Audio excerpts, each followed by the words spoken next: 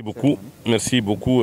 Nous sommes ce matin dans la ville de Saint-Louis. Je voudrais en profiter pour saluer le maire de la ville, par ailleurs le ministre Mansour Faye, remercier les autorités administratives qui sont venues nous accompagner. Après l'étape de Ndioum d'hier et de Gamadi, nous sommes ce matin ici à Saint-Louis. Après, nous allons continuer sur Rao et sur Louga, dans le cadre bien entendu des activités de reboisement que nous avons inscrit cette année dans l'agenda de la période hivernale. Je pense que ce que nous venons de faire tout de suite est quand même très symbolique.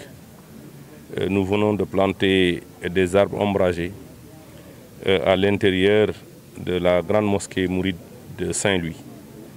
Et c'est le lieu de féliciter toute la jeunesse qui nous accompagne dans le cadre, bien entendu, de l'exécution de ce programme ambitieux du chef de l'État, le PSE vert, qui n'est rien d'autre qu'un reboisement durable et inclusif du territoire national. Je pense que vous observez des casquettes où c'est marqué Pédidas, qui aujourd'hui nous accompagne. Et d'ailleurs, nous allons le voir tout à l'heure à Rao, dans le cadre de la délimitation et du pancartage des forêts classées.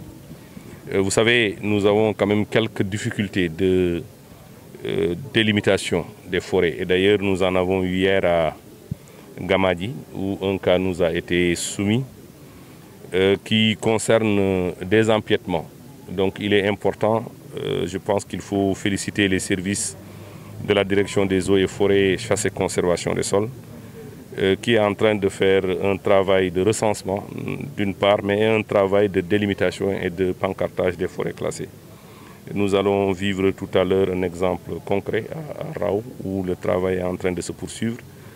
Ce que nous allons demander à l'ONG, c'est d'accompagner la direction des eaux et forêts, chasse et conservation des sols partout au Sénégal, de ne pas se limiter uniquement dans la région de Saint-Louis et une partie de la région de Louga, parce que les problèmes sont dans toutes les forêts classées du Sénégal. Dans les 186 forêts classées, nous avons aujourd'hui des problèmes de délimitation. C'est vrai que les classements datent de très longtemps. Parfois, on observe des villages qui viennent s'installer à l'intérieur des forêts classées. Parfois, on a des terres de culture dans les forêts classées. Donc, mais quand même, il faut quand même qu'on fasse le point. Qu'on fasse le point pour évaluer les empiètements, prendre des dispositions qui, d'ailleurs, ne vont pas à l'encontre des intérêts des populations. C'est vraiment ce que je voulais dire ce matin. Tout à l'heure, nous allons continuer à Rao, à Louga, pour bien sûr procéder de la même manière à des plantations symboliques dans le cadre de cette activité qui a débuté bien sûr avec la journée de l'arbre du 9 août où le chef de l'État avait planté de manière symbolique un arbre. Et je pense qu'il a réitéré son geste la semaine dernière en plantant un arbre ombragé à l'intérieur du palais de la République. Et je pense que c'est le geste qu'il faut répéter partout, devant les maisons, dans les grandes artères, mais également dans les axes routiers. Demain, Inch'Allah, je pense que vous avez l'information, nous serons à Touba pour débuter le reboisement de l'axe ou de l'autoroute Ila Touba, de Dakar à Touba. Donc c'est une action de grande envergure où je serai avec mes deux collègues des collectivités territoriales, des transports et l'ensemble des maires dont les communes sont traversées par l'autoroute Ila Touba. C'est aussi une activité importante.